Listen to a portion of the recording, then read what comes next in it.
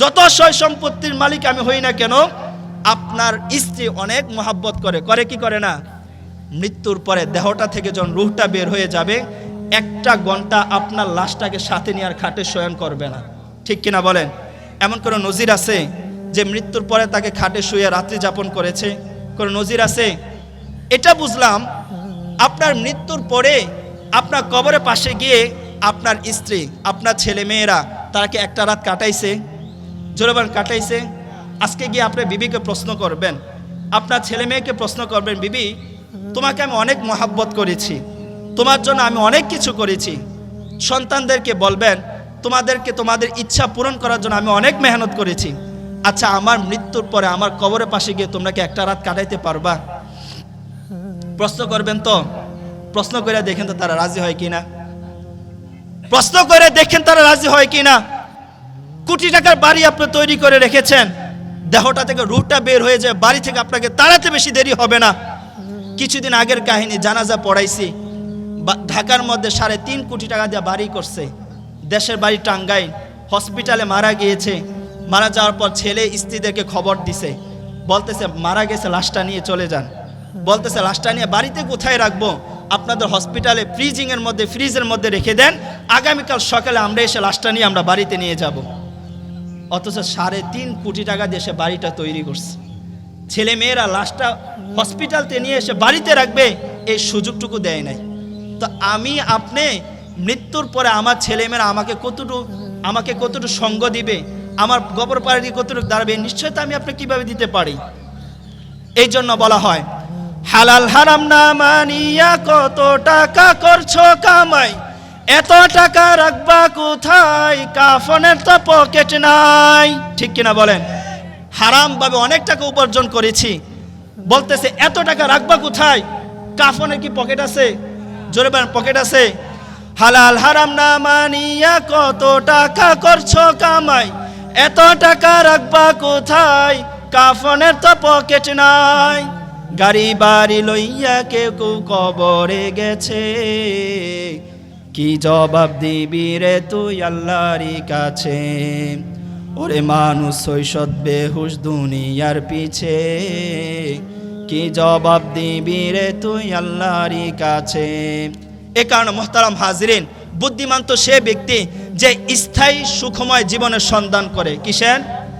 স্থায়ী সুখময় জীবনের সন্ধান করে। আর অবুঝ নির্বুদ্ধ সেই ব্যক্তি যে দুনিয়ার 50-60 বছরটাকে উপভোগ করার জন্য লাখ লাখ বছর, হাজার হাজার বছর স্থায়ী জিন্দেগির নিয়ামতকে সে পরিত্যাগ করে। সে তো হলো নির্বোধ, সে তো হলো জ্ঞানহীন, সে তো হলো একদম আস্তা পাগল। 50-60টা বছরের জন্য দুনিয়ার মধ্যে তামাশা করে আখেরাতের হাজার হাজার বছর, লাখ লাখ বছরের নিয়ামতকে সে পরিত্যাগ করে। তার মতো বেকুব কি দুনিয়ার বুকার হতে পারে? এ কারণে মোহতারাম হাজির, এখনো সতর্ক আছে, শুধরে নেই আমরা নিজেদেরকে। পরীক্ষার হলের মধ্যে 3টা প্রশ্ন আনসার দিচ্ছেন, একটা প্রশ্ন যদি আপনার মন্দ লাগে, খারাপ লাগে, 3.5 ঘন্টা সময় থাকতে আপনি কেটে নতুন করে আনসার দিতে পারবেন, ঠিক কিনা?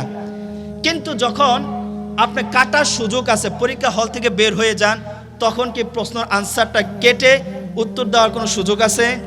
সেম আল্লাহ পাক রব্বুল আলামিনের বান্দা, দুনিয়ার মধ্যে উপদেশ গ্রহণ করার সময় হচ্ছে দুনিয়ার মধ্যে নিজেকে শুধরানোর সময় হচ্ছে দুনিয়া।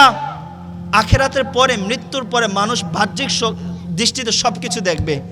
যে দুনিয়ার মধ্যে ওলামায়ে কেরাম বর্ণনা করেছেন, কোরআনে বর্ণনা করেছেন, অনেক কিছু শুনেছি, বিশ্বাস করি নাই, বিশ্বাস করেছি, দেখি নাই দেখা মানি নাই। মৃত্যুর পরে মানুষ আপন চক্ষু দ্বারা, চামড়ার চক্ষু দ্বারা সব কিছু দেখতে পারবে। তার সাথে হাসরের মধ্যে কি বিচার হচ্ছে, কবরের মধ্যে তার সাথে কেমন আচরণ হচ্ছে দেখতে পারবে না? সে দেখতে পারবে, চক্ষু দ্বারা সে সময় দেখতে পারবে। কিন্তু দেখে লাভ হবে কি? তখন উপদেশ গ্রহণ করলে কোনো কাজে লাগবে না। হারামের মধ্যে কি কখন আরাম আছে? জোরে বলেন, হারামের মধ্যে কি কোনো আরাম আছে? আজকে আমাদের অবস্থাটা কি? ঘরের মধ্যে বিবিরা হারামের মধ্যে লিপ্ত, ঘরের মধ্যে ছেলেমেয়েরা হারামের মধ্যে লিপ্ত, ঘরের মধ্যে আমরা সিনারি তৈরি করে দিয়েছি, টিভির পরিবেশ করে দিয়েছি, ঘরে নামাজ হচ্ছে না, কোরআন তেলাওয়াত হচ্ছে না। তো আপনি আমি কিভাবে ঘরের মধ্যে শান্তি পাবো? যেখানে আমি হারাম অশান্তির জায়গাগুলো তৈরি করে দিয়েছি, সে জায়গার মধ্যে কি আমরা শান্তি পাবো বলেন? কখনো তো আমি আপনার শান্তি পাবো না। আপনার নামাজ হচ্ছে না, নামাজ চতুর্দিকে আজান হচ্ছে, আপনি ঘুমিয়ে আছেন, আপনার ছেলেরা ঘুমিয়ে আছে, মেয়েরা ঘুমিয়ে আছে, সারা রাত দীর্ঘ সময় টিভি দেখেছে, সিনারি দেখেছে, মন্দ জিনিস দেখেছে, ফজর পড়তেছে না। এবার বলেন তো সেই ঘরে কি কখনো শান্তি আসবে? জোরে বলেন, সেই ঘরে কি কখনো শান্তি আসবে? অতএব আল্লাহ পাক যে কথাটা বলতেছেন, বান্দা দুনিয়ার মধ্যে যত ধরনের মুসিবত, এই সব কিছু মুসিবত তোমাদের হাতের কামাই। কিসের কামাই? সবগুলো মুসিবত আমাদের হাতের কামাই। হাসান বসরি রহমাতুল্লাহ আলাইহি বলেন, আল্লাহ রাসূল সাল্লাল্লাহু আলাইহি সাল্লাম বলেন, এই আয়াতটা নাজিল হওয়ার পর আল্লাহ রাসূল বলেন, তোমাদের হাতে যদি একটা কাঁটা দ্বারা আঘাত পাও, একটা সুই দ্বারা আঘাত পাও, মনে করবা ওই আঘাতটা তোমার গুনাহের কারণে হয়েছে। কিসের কারণে? সে গুনাহের কারণে হয়েছে। এই কারণে মুহতারাম হাজিরিন, আমাদের ঘরগুলো আমরা সবগুলো নাফরমানি মুক্ত করব তো ইনশাআল্লাহ। ঘরগুলো শান্তির জায়গা করে দেব, তাহলে সে ঘরের মধ্যে আমি আপনাকে গেলে শান্তি পাবো।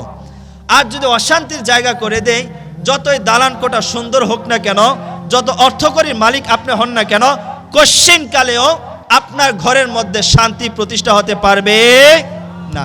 কিভাবে হবে বলেন? আপনার ছেলেরা সুদের সাথে লেনদেন, আপনার অর্থ সুদের মধ্যে লেনদেন। সুস্পষ্টভাবে একটা কথা মনে রাখবেন, আপনি যদি হারাম পন্থা অবলম্বন করে সয় সম্পত্তি কামান, হারামের সাথে সংশ্লিষ্ট থেকে অর্থকরী কামান, যতই অর্থকরী আপনি কামাই করেন, অর্জন করেন, দুনিয়াতে থাকা অবস্থায় সে অর্থ আপনি ভোগ করে যেতে পারবেন কিনা সেই বিষয়টা অনিশ্চিত, ঠিক কিনা? কত সয় সম্পত্তি কামাই গেছেন হারামের সাথে সংশ্লিষ্ট থেকে, কত সয় সম্পত্তি কামাই গেছেন জুলুম নির্যাতন করে, সেই সয় সম্পত্তি দুনিয়াতে থাকা অবস্থায় আপনি ভোগ করে যেতে পারবেন কিনা সেই বিষয়টা অনিশ্চিত। কিন্তু হারাম পথে চলার কারণে যে পাপ আপনি অর্জন করেছেন, সে শাস্তি আপনি ভোগ করবেন সেইটা নিশ্চিত, ঠিক কিনা বলেন? যে পাপ আপনি অর্জন করেছেন, সে পাপের শাস্তি আপনাকেই ভোগ করতে হবে, সেই বিষয়টা কি নিশ্চিত। আজকে আমরা টাকা পয়সা জায়গা জমি নিয়ে কত পেরেশানি, ভাইয়ের সাথে সম্পর্কে বিচ্ছেদ করে দেই, আত্মীয়র সাথে সম্পর্ক বিচ্ছিন্ন করে দেই।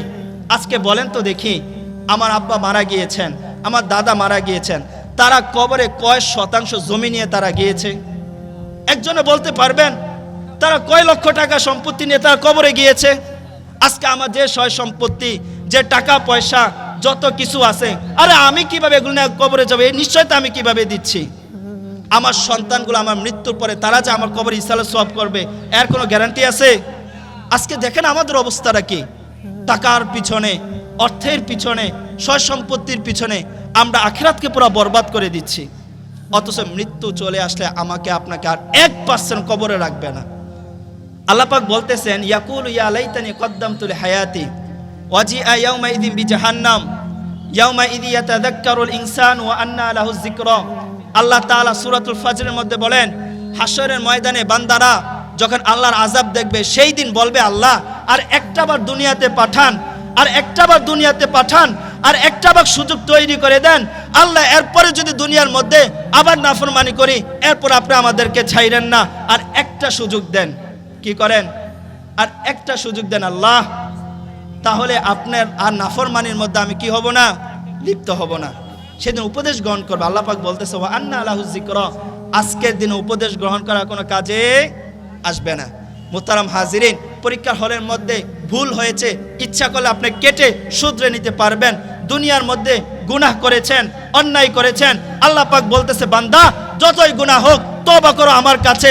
তোমার গুনার পরিমাণ কেমন? তোমার গুনার শুরু যদি জমিন থেকে হয়, শেষ যদি আসমান থেকে হয়, তারপরেও লা তাকনাতু মির রাহমাতিল্লাহ, আমার রহমত থেকে নিরাশ হয়ো না।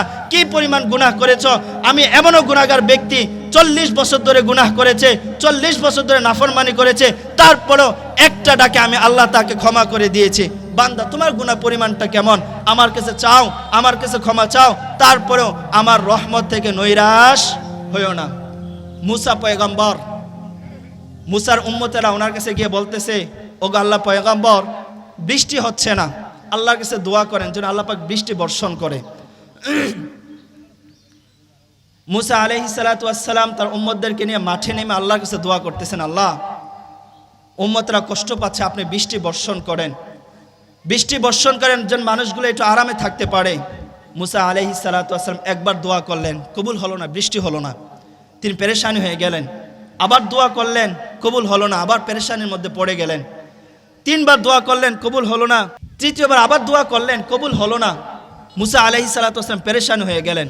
আল্লাহর পয়গম্বর মুসা আলাইহিস সালাতু ওয়াস সালাম আল্লাহকে ডেকে বললেন, ও আমার রব আল্লাহ, নবুয়াত লাভ করার পর এমন কোনো সময় যায় নাই আমি দোয়া করেছি আপনি কবুল করেন না।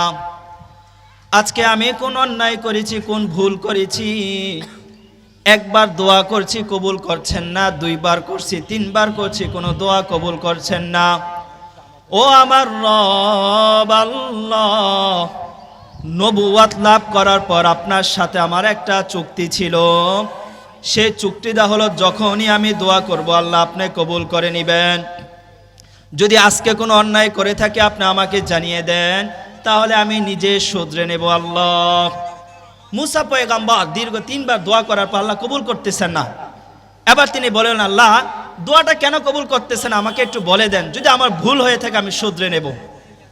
আল্লাহ তাআলা মুসা আলাইহিস সালাতু ওয়াস সালামকে ডেকে বললেন, পয়গম্বর আপনার কোনো অপরাধ নেই, আপনার কোনো অন্যায় নেই, কিন্তু যে সমস্ত উম্মতদেরকে নিয়ে আপনি আমার কাছে দোয়া করেছেন, সেই সমস্ত একজন উম্মতগুলোর মধ্যে একজন নাফরমানি উম্মত আছে, যে দীর্ঘ 40 বছর আমার দেওয়া রিজিক ভক্ষণ করে, আমার দেওয়া শ্বাস গ্রহণ করে, আমার দেওয়া নিয়ামত ভক্ষণ করে, দীর্ঘ 40 বছর আমার কুদরতি একটা সেজদা পরিমাণ সে দেয় নাই। ওই নাফরমানি বান্দার জন্য আজকের বৃষ্টি আমি বর্ষণ করতেছি না। মুসা আলাইহিস সালাতু ওয়াস সালাম রাগ হয়ে গেলেন। উম্মতরা ওনার কাছে আসলেন, কি ব্যাপার আপনি দোয়া করলেন বৃষ্টি তো হলো না। মুসা পয়গম্বর বলছেন, তোমাদের জন্য দোয়া করব না। কেন?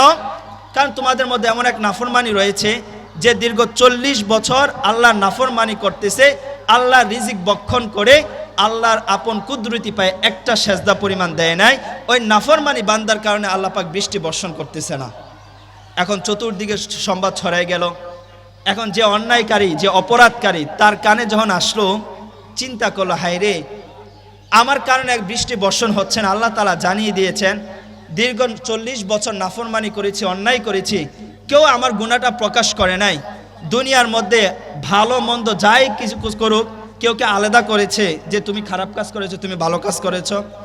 দুনিয়ার সিস্টেমটা এমন না যে যারা খারাপ তারা আলাদা, যারা ভালো তারা আলাদা, এমন কোনো সিস্টেম আছে? ভালোর মন্দ খারাপরাও চলতেছে, খারাপের মধ্যে আবার ভালোরাও কি করতেছে? চলতেছে। কিন্তু কিয়ামতের ময়দানে এই অবস্থা হবে না। আল্লাহ পাক সেই দিন বলবেন, ওয়ামতাজুল ইয়াউমা আইয়ুহাল মুজরিমুন, দুনিয়ার মধ্যে ভালো মন্দ মিলেমিশে চলেছো, আমি বাধা দেই নেই। অন্যায় করেছো, আমি প্রকাশ করি নেই। গুনাহ করেছো, গুনার দুর্গন্ধ আমি ছড়াই নেই। দুনিয়ার মধ্যে আমি সুযোগ করে দিয়েছি, বান্দা ওয়ামতাজুল ইয়াউমা আইয়ুহাল মুজরিমুন, আজকে হাসরের বিচারের দিন, আজকে ভালো মন্দ কোনো আমি একসাথে চলার সুযোগ করে দেব না। ভালোরা আলাদা হয়ে যাও, মন্দরা আলাদা হয়ে যাও। তো সেই নাফরমানি বান্দা বললেন, দুনিয়ার মধ্যে এতদিন ছিলাম, 40 বছর গুনাহ করেছি, কেউ তো জানে না। এখন যেহেতু মুসার কানে আল্লাহ পাক জানিয়ে দিয়েছেন, এর মানে যদি আমি ফিরে না যে আলাদা না হই, হয়তো আল্লাহ তাআলা আমার নামটা প্রকাশ করে দিবেন। তো অনেকগুলো মানুষের মধ্য থেকে কেউ যদি বের হয়ে যায়, সকলে দেখে চিনে ফেলবে না এই নাফরমানি, লজ্জাবোধ হবে কিনা বলেন? লজ্জাবোধ হবে। সে আল্লাহর কাছে তওবা করে, আল্লাহ দীর্ঘ 40 বছর অন্যায় করেছি, অপরাধ করেছি, আপনার নামটা প্রকাশ করেন নাই। আল্লাহ আজকে যদি আপনি আমার নামটা প্রকাশ না করেন, আল্লাহ আজকে আপনার কাছে দিল খুলে আমি তওবা করতেছি, আল্লাহ আর কখনো আপনার সাথে বিন্দু পরিমাণ নাফরমানি করব না, আপনি আমাকে মাফ করে দেন। 40 বছর অন্যায় করার পর ডাক দিয়েছে কার কাছে? আল্লাহর কাছে। আল্লাহ পাক রব্বুল আলামিন বান্দাকে মাফ করার জন্য মাধ্যম খুঁজেন। কি খুঁজেন? অপরাধ, মানুষকে উসিলা খুঁজে মাফ করার জন্য। সুযোগ পাওয়া মাত্র আল্লাহ পাক মাফ করে দিতে রাজি হয়ে যান। আমাদেরকে শাস্তি দেওয়ার মধ্যে, আমাদেরকে গুনাহগার হিসাবে রেখে দেওয়ার মধ্যে আল্লাহর কোনো ফায়দা আছে? জোরে বলেন, কোনো ফায়দা আছে? এই জন্য আল্লাহ পাক রব্বুল আলামিন বান্দাকে মাফ করার জন্য মাধ্যম খোঁজেন, উসিলা খোঁজেন। মাধ্যম পাওয়া মাত্রই আল্লাহ তাআলা মাফ করে দিবেন। যখন সেই 40 বছর নাফরমানকারী ব্যক্তি আল্লাহর কাছে তওবা করেছে, একটা ডাক দিয়েছে, সাথে সাথে আকাশ থেকে বৃষ্টি বর্ষণ শুরু হয়ে গেল। এই কারণে মুহতারাম হাজিন, যতই অন্যায় থাকুক, অপরাধ থাকুক, ক্ষমা চাইবো কার কাছে? জোরে বলেন, কার কাছে? এই কারণে দুনিয়ার মধ্যে যত ধরনের মুসিবত আসে, 1 নাম্বার কারণ হচ্ছে আমাদের হাতের কামাই। কিসের কামাই? হাতের কামাই। 2 নাম্বার কারণ, অনেক সময় দেখবেন ভালো মানুষরা বিভিন্ন মুসিবতের মধ্যে পড়ে কি পড়ে না? এদেরকে আল্লাপাক কেন মুসিবতের মধ্যে ফেলায়? 2 নাম্বার কারণ, তাদেরকে আল্লাপাক মর্যাদা বৃদ্ধি করার জন্য। কিসের জন্য? মর্যাদা বৃদ্ধি করে দিবেন। সমস্ত নবী রাসূলগণ সবাইকে আল্লাপাক মুসিবতের মধ্যে ফেলছেন না? আল্লাহ রাসূলকে সবচেয়ে বেশি কষ্ট দেওয়া হয়েছে। আল্লাহ রাসূল বলেন, উজিতু ফিল্লাহি মা লাম ইউজা আহাদুন, আমাকে যেই পরিমাণ কষ্ট দেওয়া হয়েছে অন্য কাউকে এই পরিমাণ কষ্ট দেওয়া হয় নাই। এই কারণে মুহতারাম হাজিরিন, এখনো তওবা করার সুযোগ আছে। তওবা করব, আল্লাহর কাছে মাফ করে দিবেন আল্লাহ পাক রব্বুল আলামিন আমাদেরকে। এই কারণে আমরা বেশি বেশি তওবা করব। এই গোটা পৃথিবী আল্লাহ পাক রব্বুল আলামিন এই পৃথিবী সৃষ্টি করেছেন একটা অস্থায়ী, একটা নির্দিষ্ট সময়ের জন্য। যেমনিভাবে আজকের এই আয়োজন, এই যে প্যান্ডেল, স্টেজ, এগুলো কখনোই স্থায়ীর জন্য তৈরি করা হয়নি। একটা সাময়িক সময়ের জন্য 4 ঘন্টা, 5 ঘন্টা, 6 ঘন্টা, এরপরে এই স্টেজ, এই প্যান্ডেল, সব কিছু ভেঙে চূর্ণ বিচূর্ণ করে ফেলা হবে। এখানে সেটার অবস্থান করবে না। সেম আল্লাহ পাক রব্বুল আলামিন এই গোটা পৃথিবী একটা নির্দিষ্ট সময়ের জন্য সৃষ্টি করেছেন। সেটার মেয়াদ হলো কিয়ামত পর্যন্ত। যখন কিয়ামতের সময় চলে আসবে, স্টেজটা যেভাবে মাহফিল শেষ প্রান্তে পৌঁছে গেলে স্টেজটা একদম ভাঙচুর করে ফেলা হয়, সেম আল্লাহ পাক রব্বুল আলামিন এই পৃথিবীর মেয়াদ যেদিন শেষ হয়ে যাবে, এক গোটা পৃথিবী আল্লাহ পাক ধ্বংস করে দিবেন। মানুষের জীবনের পর থেকে, জীবন দান করার পর থেকে মৃত্যুর আগ পর্যন্ত এই পৃথিবীতে আল্লাহ পাক রব্বুল আলামিন সাময়িক সময়ের জন্য রেখেছেন।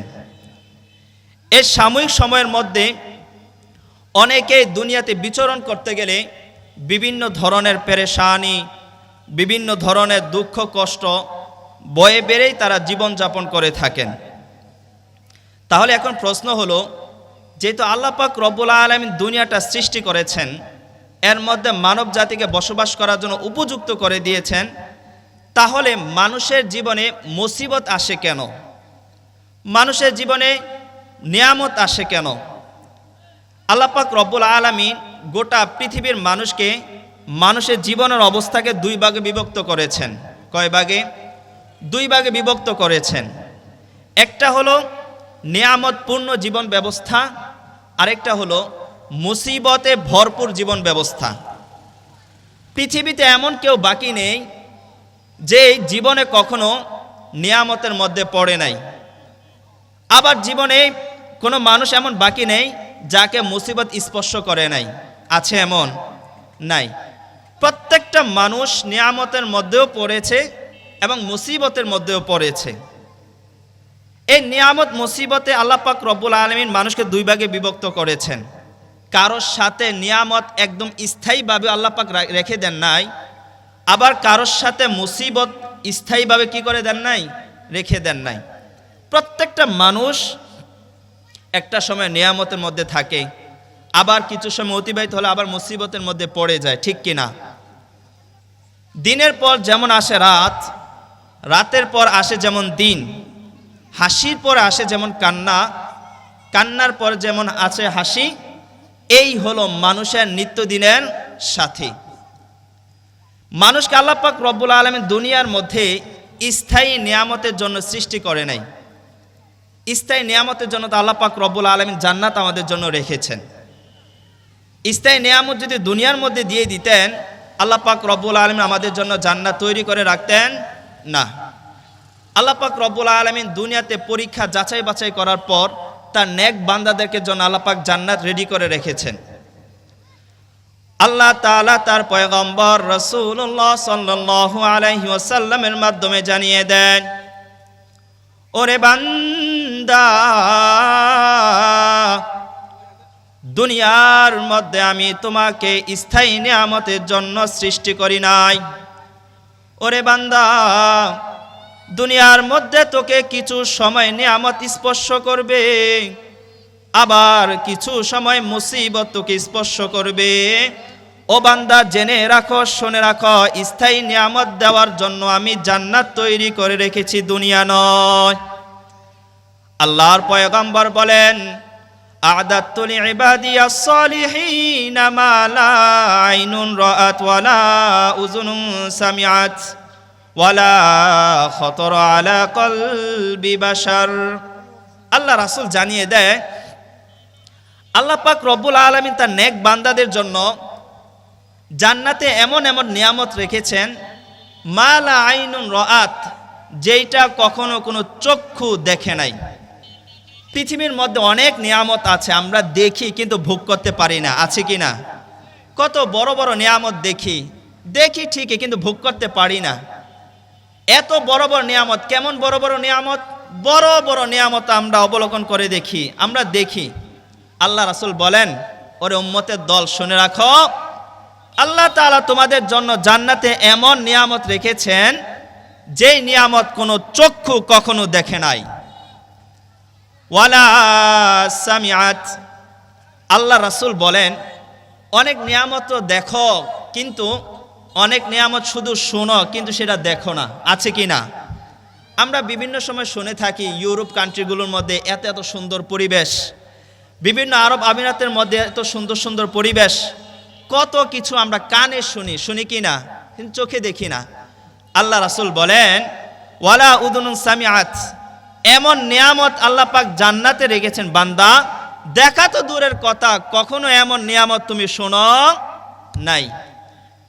ওয়ালা খাতারা আলা কলবি বাশার, শেষ শব্দটা আল্লাহ রাসূল যেটা বলেছেন, দেখেন আমাদের মনে অনেক সময় অনেক কিছু উদিত হয়, ঠিক কিনা? ইস, আমি যদি এত কোটি টাকার মালিক হয়ে যেতাম, আমি যদি এত বিশাল সয় সম্পত্তির মালিক হয়ে যেতাম, আসে কিনা মনের মধ্যে? সেটা আসে কিনা? আল্লাহ রাসূল বলেন, দুনিয়ার মধ্যে অনেক কিছু তোমার মনে অন্তরে উদয় হয়, প্রকাশ পায়। উম্মতেরা শুনে রাখো, আল্লাহ তাআলা জান্নাতে নেক বান্দাদের জন্য এমন এমন নিয়ামত রেখেছেন, যেই নিয়ামত চোখে তো দেখা দূরের কথা, যেই নিয়ামত কানে শোনা তো দূরের কথা, যেই নিয়ামত কখনো কারোর অন্তরে উদয় পর্যন্ত হয় নাই। সুবহানাল্লাহ বলবেন না? কি পরিমাণ নিয়ামত! আচ্ছা, ওইটা তো আমরা বুঝি না। দুনিয়ার মধ্যে আমরা কত ধরনের নিয়ামত আমাদের মনে চায় না? জোরে বলেন, চায় কি না? ভালো একটা বড় ধরনের একটা বাড়ি হোক, দামি একটা গাড়ি হোক, সয় সম্পত্তির মালিক হোক। আল্লাহ পাক বান্দাদেরকে বোঝানোর জন্য আরো সুস্পষ্টভাবে বলতেছেন, জান্নাতে আমি কি রেখেছি জানো? ওয়াফিহা মা তাশতাহিহিল আনফুসু ওয়া তালাযুল আ'য়ুন ওয়া আনতুম ফিহা খালিদুন। আল্লাহ তাআলা বলেন, জান্নাতে কি রাখছি অত কিছু বোঝার দরকার নাই। ওয়াফিহা মা তাশতাহিহিল আনফুস, যেটাই তোমার মনে চাইবে সেটাই তুমি জান্নাতে পাইবা। যেখানে তোমার চোখ জুড়াবে, যা দেখলে তোমার চোখ জুড়াবে, তা কিছু সবকিছু তুমি জান্নাতে পাইবা। আর এটা বান্দা দুনিয়ার সাময়িক সময়ের জন্য না। দুনিয়াতে যে সময় কিছু সময় নিয়ামতের মধ্যে পড়ি, আবার কিছু সময় মুসিবতের মধ্যে পড়ে যায়। দুনিয়ার নিয়ামতটা স্থায়ী নয়, দুনিয়ার মুসিবতটা স্থায়ী নয়। আল্লাহ পাক বলতেছেন, এই নিয়ামত ওয়া আনতুম ফিহা খালিদুন, এই নিয়ামত আমি তৈরি করে রেখেছি স্থায়ীভাবে। কিভাবে? স্থায়ীভাবে। অতএব নিয়ামতের জায়গা হলো জান্নাত, দুনিয়া স্থায়ী নিয়ামতের জায়গা নয়। জান্নাত এমন একটা জায়গা যেখানে কোনো দুঃখ নেই, কোনো কষ্ট নেই, কোনো পেরেশানি নেই। দুনিয়ার মধ্যে তো দুঃখ, কষ্ট, পেরেশানির কি অভাব আছে? জোরে বলেন, অভাব আছে। আপনি প্রত্যেকটা ব্যক্তিকে আলাদা আলাদা জিজ্ঞেস করেন, আলাদা আলাদা প্রশ্ন করেন, ভাই আপনি কত ধরনের পেরেশানির মধ্যে আছেন? দেখবেন প্রত্যেক ব্যক্তির পেরেশানি, প্রত্যেকে এক এক ধরনের পেরেশানির মধ্যে নিমজ্জিত। কেউ পেরেশানি থেকে খালি নয়। আল্লাহ তাআলা বলতেছেন, ওয়ালা খাউফুন আলাইহিম ওয়ালা হুম ইয়াহজানুন। বান্দা, জান্নাতটা এমন যেখানে তোমাকে কোনো পেরেশানিও আক্রান্ত করবে না, যেখানে কোনো ভয়ও তোমাকে প্রভাবিত করবে না। কার ঘোষণা এটা? আল্লাহ তাআলার ঘোষণা। অতএব স্থায়ী নিয়ামতের জায়গা হলো জান্নাত, দুনিয়াটা নয়। আবার স্থায়ী শাস্তির জায়গা হলো জাহান্নাম, দুনিয়াটা নয়। জাহান্নামটা কি জিনিস সেটা আমরা সকলেই বুঝি। যেখানে মানুষের কষ্ট আর কষ্ট, কষ্ট আর কষ্ট, যেখানে সামান্য সুখ পাওয়ার, সামান্য শান্তি পাওয়ার লেশ মাত্র যেখানে নাই। জাহান্নামটা এত ভয়ঙ্কর, জাহান্নামের মধ্যে শুধু আগুন আর আগুন, শুধু শাস্তি আর শাস্তি, এত ভয়ঙ্কর অবস্থা, জাহান্নামের এত গভীর অবস্থা, এত প্রশস্ত অবস্থা। আবু হুরায়রা রাদিয়াল্লাহু তাআলা আনহু বর্ণনা করেন, একবার আমরা আল্লাহ রাসূলের সামনে বসে বসে আল্লাহ রাসূলের নসিহত শুনছিলাম, হঠাৎ করে একটা বিকট শব্দ আওয়াজ পেলাম। আমরা রাসূলের দিকে আচমকা তাকিয়ে চেয়ে দেখলাম, আল্লাহ রাসূল বললেন, তোমরা কি জানো এই আওয়াজটা কোত্থেকে আসছে? সাহাবারা বললেন, আল্লাহ এবং তার রাসূলই ভালো জানেন, আমরা জানি না এই বিকট শব্দটা কোত্থেকে হয়েছে। আল্লাহ রাসূল বলেন, জাহান্নামের গভীরতা কেমন সেটা বোঝার জন্য আল্লাহ রাসূল হাদিসটা বলতেছেন, আজ থেকে 70 বছর আগে জাহান্নামের মধ্যে একটা পাথর নিক্ষেপ করা হয়। কত বছর আগে? 70 বছর আগে জাহান্নামের মধ্যে একটা পাথর নিক্ষেপ করা হয়। যেই পাথরটা 70 বছর পড়তে পড়তে আজকের দিনে সে পাথরটা জাহান্নামের তলদেশে গিয়ে পৌঁছেছে। তাহলে একটু চিন্তা করছেন, যেই জাহান্নামের গভীরে একটা পাথর পৌঁছতে যদি সময় লাগে 70,000 বছর, তাহলে 70 বছর, তাহলে সেই জাহান্নামের গভীরতা কেমন হবে? জাহান্নামের গভীরতা কেমন হবে? এটা বোঝার জন্য আল্লাহ রাসূল আর একটা হাদিস বর্ণনা করেন, ওরে উম্মতেরা শুনে রাখো, আসমান থেকে জমিনের দূরত্ব হলো 500 বছরের রাস্তা। আসমান থেকে জমিনের দিকে যদি একটা সীসার টুকরা নিক্ষেপ করা হয়, আকাশ থেকে জমিনের দিকে একটা সীসার টুকরা যদি নিক্ষেপ করা হয়, তাহলে সেই সীসার টুকরাটা জমিনে পড়তে পড়তে এক সন্ধ্যায় নিক্ষেপ করলে ভোর হওয়ার আগে সেটা জমিনে পৌঁছে যাবে। আর যদি সকালে নিক্ষেপ করা হয়, সন্ধ্যা হওয়ার আগে সেই সীসার টুকরাটা জমিনের মধ্যে পড়ে যাবে। চিন্তা করছেন, আসমান জমিনের দূরত্ব 500 বছরের রাস্তা। আসমান থেকে যদি একটা সীসার টুকরা জমিনের দিকে নিক্ষেপ করা হয়, সময় লাগবে মাত্র 12 ঘন্টা। কত ঘন্টা? 12 ঘন্টা সময় যদি 500 বছরের রাস্তা একটা সীসার টুকরা অতিক্রম করতে পারে, তাহলে যে জাহান্নামের গভীরে পাথরের টুকরাটা পৌঁছতে 70 বছর সময় লেগেছে, সে জাহান্নামের গভীরতা কত গভীর হবে একটু বুঝেন। এই থেকে বের হওয়ার কোনো সুযোগই নাই। কি নাই? জাহান্নামে যাকে নিক্ষেপ করবে এর থেকে বের হবে কিভাবে? আমাদের গ্রামগঞ্জের কুয়াগুলোর মধ্যে, পুকুরগুলোর মধ্যে কত গভীর থাকে, তাই না? নামলে তার থেকে উঠতে পারবো কিনা ভয় লাগে। আমাদের হাউসগুলো কত গভীর থাকে, নিচে নামলে কত ভয় লাগে। আর সেই জাহান্নামের এত গভীর, যেখানে পড়লে ওঠা তো দূরের কথা, তার চারপাশে দেয়ালগুলো থাকবে, জাহান্নামের চতুর্পাশে দেয়াল থাকবে 4টা দেয়াল। কয়টা দেয়াল? 4টা দেয়াল থাকবে।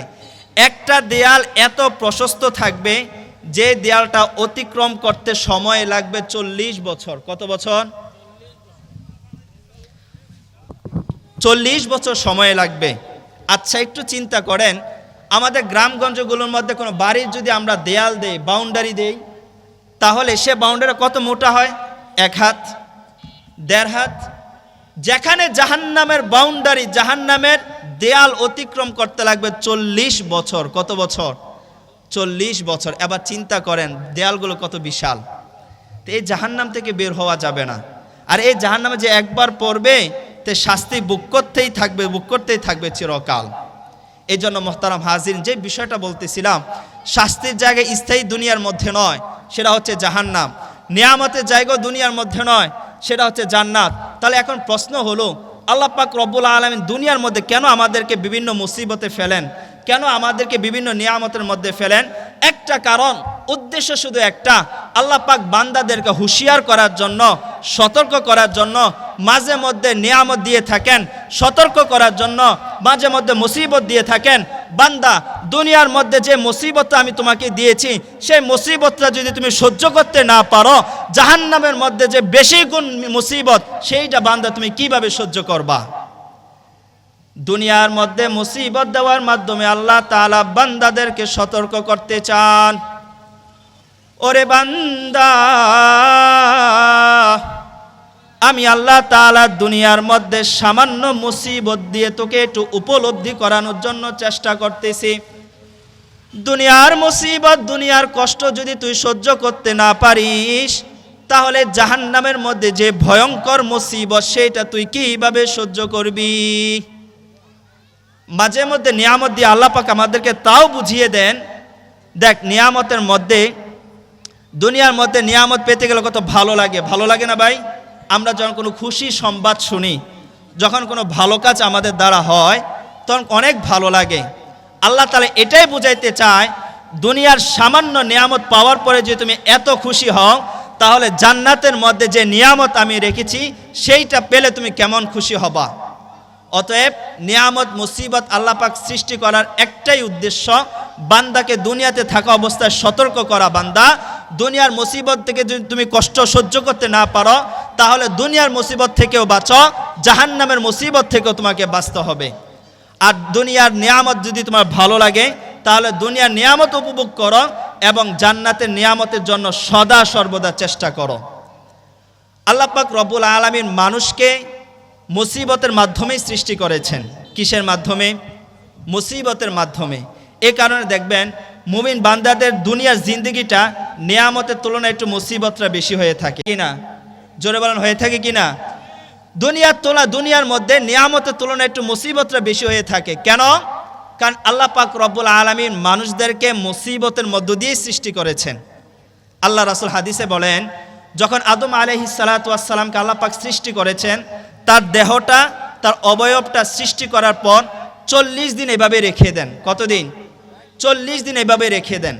রেখে দেওয়ার পরে 40 দিনের মধ্য থেকে 39 দিন এ আদম আলাইহিস সালাতু ওয়াস সালামের দেহটার উপর আল্লাহ পাক সমস্ত দুঃখ, কষ্ট, পেরেশানির বৃষ্টি বর্ষণ করেন এই দেহটার উপরে। কত দিনের মধ্য থেকে? 40 দিনের মধ্য থেকে 39 দিন এই দেহটার উপরে দুঃখ, কষ্ট, পেরেশানির বৃষ্টি বর্ষণ করেন। একদিন মাত্র নিয়ামত, শান্তির বৃষ্টি বর্ষণ করেন এই দেহটার উপরে। এই কারণে আদম আলাইহিস সালাতু ওয়াস সালামের সন্তানদের উপরে দুনিয়ার মধ্যে নিয়ামতের তুলনায় মুসিবতটা একটু কি হয়? বেশি হয়ে থাকে। মানুষকে আল্লাহ পাক রব্বুল আলামিন মুসিবতের মাধ্যমে সৃষ্টি করেছেন। দেখেন, যখন কোনো সন্তান নতুন জন্মগ্রহণ করে, সে কিভাবে জন্মগ্রহণ করে? হাসতে হাসতে না কান্না করতে করতে? হাসতে হাসতে না কান্না করতে করতে? কান্না করতে করতে না। কেন? তার একটা প্রয়োজন আছে, তার একটা চাহিদা আছে। দেখবেন মা যখন সে সন্তানকে দুধ দেয়, সে কান্না বন্ধ করে দেয়। বন্ধ করে দেয় না? তো তার একটা পেরেশানি ছিল, কি? তার দুধ প্রয়োজন ছিল। আমাদের দুনিয়ার মধ্যে তো মুসিবত এগুলোই হয়, যেটা চাইছিলাম সেটা পাই নাই, যেটা ইচ্ছা করছিলাম সেটা হয় নাই। এটা মুসিবত না? তো আল্লাহ পাক দেখেন, সন্তান ভূমিষ্ঠ হওয়ার পর থেকে তাকে একটা মুসিবতের মধ্যে দিয়ে আল্লাহ পাক সৃষ্টি করেছেন। যেন আল্লাহ পাক এটা বুঝাইতে চান, দুনিয়ার মধ্যে বান্দা নিয়ামতের তুলনায় তোমার মুসিবত, দুঃখ, কষ্টটার পরিমাণটা একটু বেশি হবে। আল্লাহ তাআলা কোরআনে আয়াত নাজিল করেন, লাকাদ খলাকনাল ইনসানা ফি কাবাদ। আল্লাহ তাআলা বলেন, আমি মানুষদেরকে দুঃখ, কষ্টের মধ্য দিয়ে আমি মানুষকে সৃষ্টি করেছি। অতএব এই দুনিয়ার মধ্যে মুমিন বান্দাদের নিয়ামতের তুলনায় মুসিবতটা একটু কি হয়ে থাকে? বেশি হয়ে থাকে। এখন প্রশ্ন করবেন, কাফেরদেরকে আল্লাহ পাক এত পরিমাণ নিয়ামত দিয়েছেন কেন? যে সমস্ত কাফের কান্ট্রিগুলো রয়েছেন, বা আমাদের বাংলাদেশে কাফের যারা রয়েছেন, ইহুদি, খ্রিস্টান, এদেরকে দুনিয়ার মধ্যে নিয়ামত, মুসিবতের তুলনায় নিয়ামতটা একটু বেশি, ঠিক কিনা? তারা দেখবেন ভালো স্বাচ্ছন্দ্য বোধে ঘোরাফেরা করে, তারা দুনিয়ার মধ্যে ভালো পরিবেশে থাকে। তার কারণটা কি? কারণ আল্লাহ পাক রব্বুল আলামিন কোরআন উত্তর দিয়েছেন, উলাইকাল্লাযীনা লাইসা লাহুম ফিল আখিরাতি ইল্লান নার। আল্লাহ পাক জানিয়ে দেয়, বান্দা, কাফেরদেরকে আমি দুনিয়ার মধ্যে নিয়ামতের মধ্যে রেখেছি, দুনিয়ার মধ্যে তাদেরকে শান্তির মধ্যে রেখেছি। কেন জানো? কারণ তাদের জন্য আমি জান্নাত সৃষ্টি করি নাই। উলাইকাল্লাযীনা লাইসা লাহুম ফিল আখিরাতি ইল্লান নার, তাদের জাহান্নাম ছাড়া আর কোনো প্রতিদান আমি আল্লাহ তাআলা দেব না। অতএব তাদেরকে দুনিয়ার মধ্যে আমি নিয়ামতটা একটু বেশি দিয়ে রাখি। আর তোমাদেরকে আমি বেশি পরীক্ষা করে থাকি কেন জানো?